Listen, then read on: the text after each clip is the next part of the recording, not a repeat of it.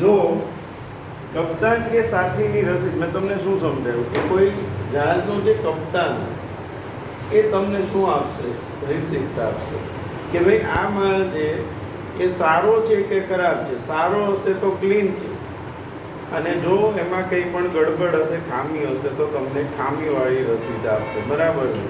તો જો કાર્ટિંગ ઓર્ડરના આધારે માલ જહાજ ઉપર ચડાવવામાં આવે છે. જહાજના કપ્તાનનો પ્રતિનિધિ મેટથી ઓળખાય છે. શિપિંગ બિલ મુજબ માલ છે કે કેમ તે મેટ ચકાસી લે. જ્યારે જહાજ પર માલ ચડાવવામાં આવે ત્યારે જહાજના કપ્તાન કે તેના પ્રતિનિધિ તરફથી માલ સ્વીકાર્ય અંગેની જે રસીદ આપવામાં આવે, માલ સ્વીકાર્ય અંગેની જે રસીદ આપવામાં આવે તેને સાથીની રસીદ કહે છે. શેની રસીદ કહેવાય? સાથીની. જહાજનો કપ્તાન માલના પેકિંગની ખાતરી કરે છે. જો માલનું પેકિંગ યોગ્ય ન હોય કે માલ વહન માટે યોગ્ય ન હોય તો તેને રસીદમાં નોંધ કરવામાં આવે છે. કીધું તમને કે પ્રોપર પેકિંગ ના હોય, એ જે નક્કી કરેલું એ પ્રમાણેનું પેકિંગમાં એમાં નોંધ કરે કે ભાઈ આ માલ સામાન છે, પ્રોપર એનું પેકિંગ આમાં છે નહીં. બરાબર. હવે જો આવી નોંધ કરેલ રસીદને ખામીવાળી રસીદ, ફોલ રિસીપ્ટ કે ડર્ટી ચીટ તરીકે ઓળખવામાં આવે છે. કેવી કહેવાય છે ચીટ? એને ડર્ટી ચીટ. બરાબર. જો બધી જ બાબતો યોગ્ય હોય તો ચોખ્ખી રસીદ આપવામાં આવે. જો સાથીની રસીદ ખામીવાળી હોય તો તેનો અર્થ એ થાય છે કે જહાજમાં ચડાવવામાં આવતા માલનું ઓર્ડરમાં દર્શાવ્યા મુજબનું પેકિંગ નથી, અને માલની હેરફેર દરમિયાન જો માલને નુકસાન થાય તો તે માટે જહાજી કંપની જવાબદાર રહેતી નથી. એટલા માટે તમને આપે રિસીપ્ટ. પછી તમે એમ કહો માલ પહોંચી જાય ત્યાં બધું માલ બગડી ગયો, ઢોળાઈ ગયો, વસ્તુ બગડી ગઈ, તમે એમ કહો કે ભાઈ આ તો બરાબર નથી, તમે યોગ્ય રીતે માલ લેવા નથી, એટલે જ પહેલાં તમને એડવાન્સમાં કહી દે જ્યારે માલ ચડાવો કે ભાઈ જો આ માલનું પેકિંગ બરાબર નથી, જો તમારે બીજી વાર પેકિંગ કરવો હોય તો કરી લો. પછી માલ ત્યાં પહોંચે અને બગડી જાય તો એની જવાબદારી અમારી રહેતી નથી, કારણ કે એને તમને એડવાન્સમાં કઈ રસીદ આપેલી છે? ખામીવાળી રસીદ, ફોલ રિસીપ્ટ, ડર્ટી ચીટ. બરાબર. એટલે આ એટલા માટે આપણે જેથી કરીને જે વ્યક્તિ પેકિંગ કરી રહ્યા છે એ પ્રોપર પેકિંગ વાળો માલ મોકલવામાં આવે. ત્યાર પછી બિલ ઓફ લેડિંગ મેળવવું. મેં તમને ગયા લેક્ચરમાં એકવાર બિલ ઓફ લેડિંગની વાત કરી હતી. તો આખા વેપારનો આધાર આપી ગયો. તમે અહીંયાથી જેટલો માલ મોકલેલો છે એનું આખું વ્યવસ્થિત બિલ તૈયાર થાય, અને એ બિલ છે એ તમારે કોને મોકલી દેવાનું? નિકાસકારને. હવે આપણે રૂબરૂ નિકાસકારને ન મોકલીએ, આમાં 2-3 રસ્તાઓ. તમે જહાજી કંપનીમાં મોકલો. જહાજી કંપની છે એની જ્યાં ઓફિસ હોય ત્યાં મોકલી દે, એ ત્યાંની ઓફિસથી નિકાસકાર છે એ બિલ લઈ શકે. અથવા બેંક થ્રુ. આ બહુ મહત્વનું છે. બેંક છે ને, બેંક એ પણ આમાં મદદરૂપ થાય છે. તમારા જે બિલ છે બેંક દ્વારા પણ તમે મોકલી શકો છો, અને બેંક દ્વારા તમે મોકલશો બિલ એટલે એ બિલ છે ત્યાં લઈ લે છે, કારણ કે બેંક દ્વારા મોકલો તો તમારા પેમેન્ટની તમને સરળતા થઈ જાય. ઘણી વખત બેંક છે તમને પેમેન્ટ ઝડપથી કરી આપે છે. ક્યારે ઝડપથી પેમેન્ટ થશે? તમે બિલ ઓફ લેડિંગ જે બેંક થ્રુ મોકલેલા હશે ત્યારે. બરાબર છે. તો જો બિલ ઓફ લેડિંગ મેળવવું. કપ્તાન કે સાથીની રસીદ એ માલ જહાજમાં ચડાવ્યા અંગેની પહોંચ છે. જે પેલા રિસિપ્ટ આપી કે ભાઈ માલ જહાજ ઉપર ચડી ગયો છે, એની પહોંચ છે. બરાબર. તે માલ લઈ જવા અંગેનો કરાર નથી. નિકાસકારને મળેલી કપ્તાનની રસીદ જહાજી કંપનીમાં રજૂ કરવાથી જહાજી કંપની દ્વારા બિલ ઓફ લેડિંગ નિકાસકારને આપવામાં આવે છે. કોને આપવામાં આવે છે? બિલ ઓફ લેડિંગ નિકાસકાર. બિલ ઓફ લેડિંગ એ નિકાસકાર અને જહાજી કંપની વચ્ચેનો કરાર છે, જે દ્વારા જહાજી કંપની એક બંદરેથી બીજા બંદરે માલ મોકલી આપવાની ખાતરી આપતો દસ્તાવેજ છે. આ નિકાસકાર અને જહાજી કંપની વચ્ચેનો કરાર છે. બિલ ઓફ લેડિંગ છે કોની વચ્ચેનો? નિકાસકાર અને જહાજી કંપની વચ્ચેનો શું છે? કરાર છે. બરાબર છે. શું છે?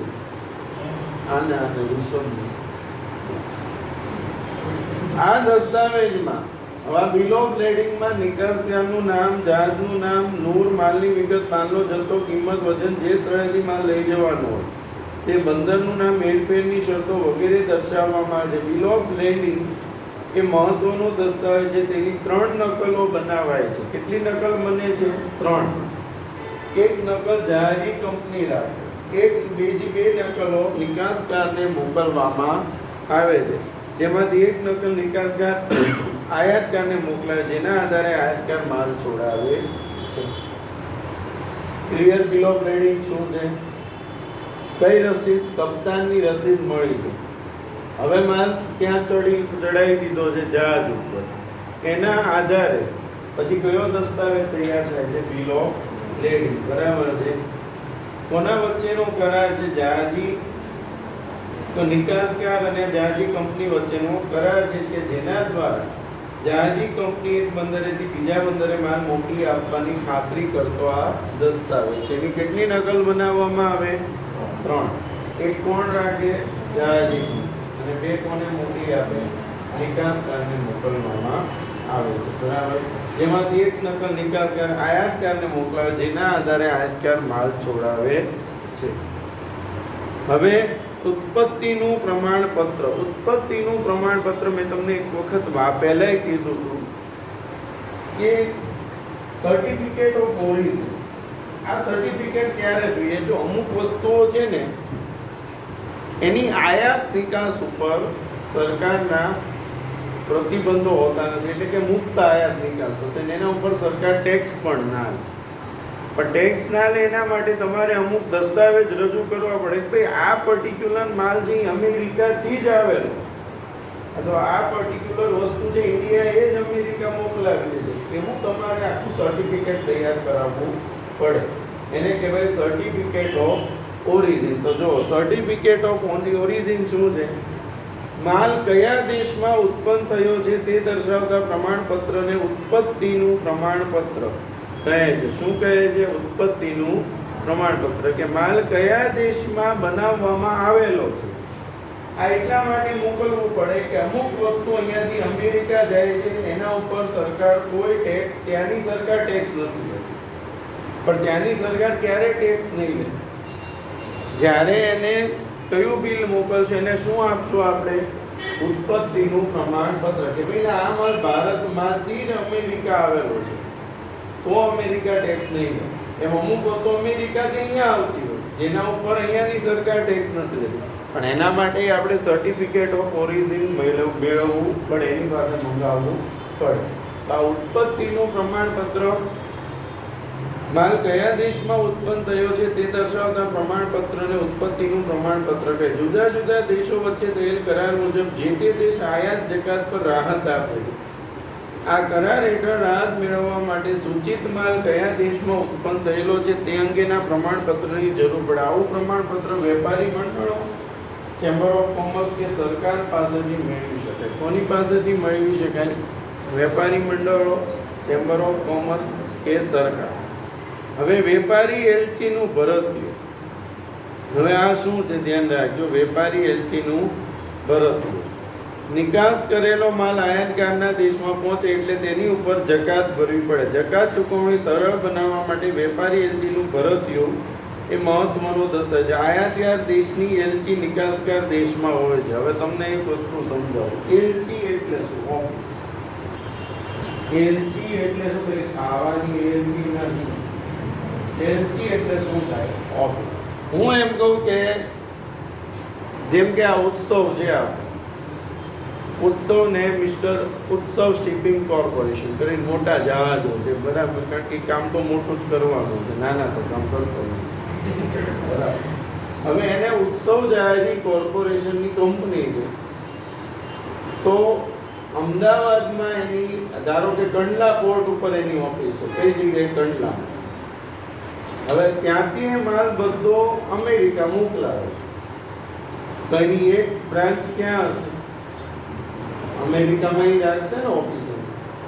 આ જેમ કે પટેલ ટ્રાવેલ્સ છે, તો એની જેમ અહીંયાથી ટિકિટ મળે એમ ત્યાંથી મળે, જ્યાંથી જામનગર કે રાજકોટ ત્યાંથી મળે જ ના મળે આપણને. તો એની શું કહેવાય? એલચી. કે એની શું કહેવાય? ઓફિસ. એમ અહીંયા આયાતકારની નિકાસકાર બંનેની. નિકાસકાર જે અહીંયાથી માલ ક્યાં મોકલાવે છે? અમેરિકા. એની ત્યાં શું હોય છે? ઓફિસ હોય. વેપારી એલચી કહેવાય. શું કહેવાય? એલચી એટલે એલચી બીજું કંઈ નથી, પણ આ સમજવાનું કે જે પણ શિપિંગ કંપનીનો માલિક છે એની જેમ પોતાના દેશમાં એક ઓફિસ હોય એમ એની ક્યાં ઓફિસ હશે, જે દેશમાં એ માલ મોકલાવે છે એ દેશમાં પણ શું હશે, ઓફિસ હશે. આને શું કહેવાય, એલચી કહેવાય. ખ્યાલ આવી ગયો? હવે એલચી કોને કહેવાય ખબર પડી ગઈ આમાં. તો હવે જો શું કહે છે, નિકાસ કરેલો માલ આયાતકારના દેશમાં પહોંચે એટલે તેની ઉપર જકાત ભરવી પડે. જકાત ચૂકવણી સરળ બનાવવા માટે વેપારી એલચીનું ભરતીય મહત્વનો દસ્તાવેજ.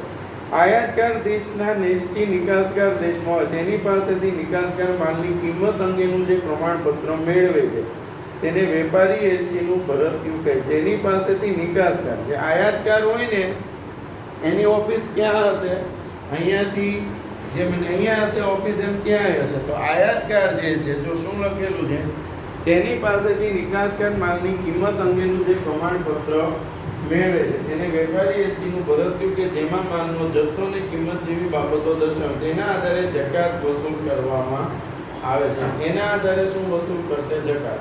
અહીંયાથી ત્યાં માલ તો પહોંચી ગયો, તમે નિકાસ કરી લીધી, બરાબર.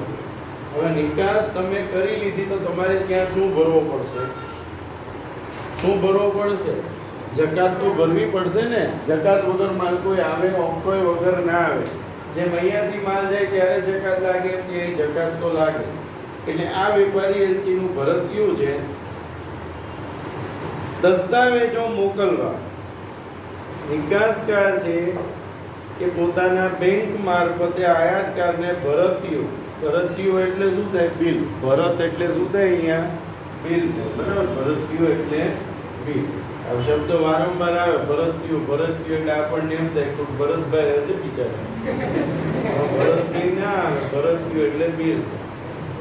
વીમા પોલિસી મોકલવાની અથવા કવર નોટ ની વીમા પોલિસી શું પેડ મેં તમને કીધું હતું, તમે પહેલા વીમો લો, જ્યાં સુધી તમને પોલિસી ન મળે ત્યાં સુધી શું આવશે, કવર નોટ, બરાબર. એ વીમા પોલિસીનો જ એક ભાગ કહેવાય. પહેલા તમે ગમે તે નવી પોલિસી લો તરત તમને પોલિસી આપી દે, નહીં આપે.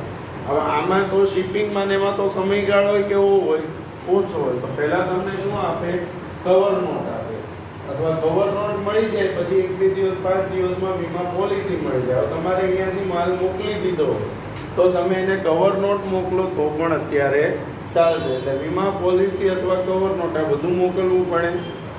એટલે બેંક મારફતે, જો શબ્દ લખ્યો છે કોના દ્વારા બધું મોકલશે, બેંક દ્વારા. મેં પહેલા હમણાં એકવાર ઉલ્લેખ કર્યો હતો, બેંક દ્વારા મોકલવાથી એના પેમેન્ટ ને બધું ઝડપથી થઈ જાય, કોઈ મુશ્કેલી પડતી નથી. એટલે બેંક વાળા આપણને આ પણ એક સેવા આપે છે, બરાબર છે, વિદેશ વેપારમાં. જો નિકાસકાર પોતાની બેંક મારફતે આયાતકારને ભરતીયું, વીમા પોલિસી અથવા કવર નોટ, બિલ ઓફ લેડિંગ, માલની ઉત્પત્તિનું પ્રમાણપત્ર, વેપારી એલચીનું ભરતીયું તથા હુંડી વગેરે મહત્વના દસ્તાવેજો આયાતકારની બેંકને મોકલે છે. નાણાંની વસૂલાત. હવે બધા બિલને બધું મોકલી દીધું, નિકાસકાર માલના નાણાંની વસૂલાત માટે બેંકને સૂચના આપે. નિકાસકાર જે કોને સૂચના આપે, બેંકને, કે ભાઈ બધો માલ પહોંચી ગયો, બધા બિલ પહોંચી ગયા, હવે આપણા રૂપિયા એ લોકો પાસેથી આપણે વસૂલ કરવાના છે. ભરતીયામાં દર્શાવેલી રકમ વસૂલ કરવા નિકાસકાર આયાતકાર ઉપર હુંડી લખે છે. ડીએ અને ડીપી આવ્યું હતું આગળ. શું લખે છે, હુંડી. એમ કે હું તમને આટલા સમયમાં નાણાં આપી દઈશ, તેને શું કહેવાય, ડી એ એક્સેપ્ટન્સ, કે આટલા સમયમાં આટલા નાણાં મારે તમને ચૂકવવાના, હુંડી સ્વીકાર. અને રૂપિયા તુરંત આપી દે તેને શું કહેવાય, ડીપી, ડોક્યુમેન્ટ અગેન્સ્ટ પેમેન્ટ, બરાબર છે. તો જો સ્વીકાર, આ હુંડી સ્વીકાર સામેની હોય કે ચૂકવણી સામેની હોઈ શકે. જો સ્વીકાર સામેની હુંડી હોય તો નિકાસકારની બેંક આ હુંડી આયાતકાર સમક્ષ રજૂ કરી તેનો આયાતકાર દ્વારા સ્વીકાર માલ અંગેના જરૂરી દસ્તાવેજો આપે. પરંતુ જો તે નાણાંની ચૂકવણી સામેની હોય તો હુંડીના નાણાં પૂરેપૂરા ચૂકવાયા પછી બેંક દસ્તાવેજો આપે છે. જો સ્વીકારેલું હોય તો એ હુંડીનો સ્વીકાર કરે, સાઇન કરે, પછી દસ્તાવેજ બધા આપવાના. કયા કયા દસ્તાવેજ, બિલ ઓફ લેડિંગ ના અંતે જે આગળ આવ્યા ને. અને જો એ તુરંત રૂપિયા આપી દેતો હોય તો એ રૂપિયા ચૂકવે પછી તુરંત એને આ બધા દસ્તાવેજો આપવામાં આવે છે. એટલે તમે એટલું સમજી લો કે જ્યાં સુધી રૂપિયા ના મળે ત્યાં સુધી આ બધા બિલ ને બધું કોઈ ચૂકવ આપતું નથી. નહીં તો ઓલો હાથ ઊંચા કરનાર છે. બરાબર. ઘણી વાર નથી બનતો, આપણે કોઈ સેવા લેવાની હોય લઈ લીધી, હવે એ પૂરું થઈ ગયું, હવે આપણે એની જરૂર નથી, તો કે પૈસા તો કે હવે હું દેવાનું. એવું બને, ઘણા અમારા ફીલ્ડમાં બને, ટ્યુશનમાં ને એમાંય બનતું હોય. વરસ પૂરું થઈ જાય, આપણે કોઈ સાથે માનવતા રાખીએ. માનવતા કેમ રાખીએ કે ભાઈ ચલો બિચારાને તકલીફ છે કે બરાબર છે, ફીસ ઓછી બાકી રાખેલી હોય, 12માની એક્ઝામ પૂરી થઈ જાય પછી આપણે જ ફોન કરવાનો, એનો ફોન ન આવે. કેમ ન આવે? હવે તો મારે સેવા લેવાની એ પતી ગઈ છે, હવે ક્યાં જરૂર છે મારે? બરાબર છે. એટલે આવી મેન્ટાલિટી હોય છે. એટલે અહીંયા બિલમાં કોઈ ખોટું ના થાય એટલા માટે શું આવે છે, ડીએ અને ડી. બરાબર છે. એ દસ્તાવેજો સ્વીકારે અથવા તો ચૂકવી દે પછી જ એને બધા દસ્તાવેજ આપવામાં આવે છે. ત્યારે ચૂકવણી સામેની ઊંડીના નાણાં નિકાસકારને મોકલી આપવામાં આવે છે. આ હતી આપણી કઈ વિધિ? નિકાસ વિધિ. હવે નિકાસ વિધિની અંદર કેટલા મુદ્દાઓ છે? ટોટલ 16. હવે 16 લાઈનમાં તૈયાર કરવાના છે. હવે બે ભાગમાં આપણે વહેંચીશું. પહેલા 1 થી 8 તૈયાર કરીએ, પછી 9 થી 16 અને પછી 1 થી 16 બોલવાનું. બરાબર. એ બોલવા તો પડશે જ તે. વિધિ આખી જ પૂરી કરવાની, કોઈ દાડ અડધી ના હોય. બરાબર છે. તો ચલો એ તૈયાર કરવાનું સ્ટાર્ટ કરો બધા. મિનિટ 17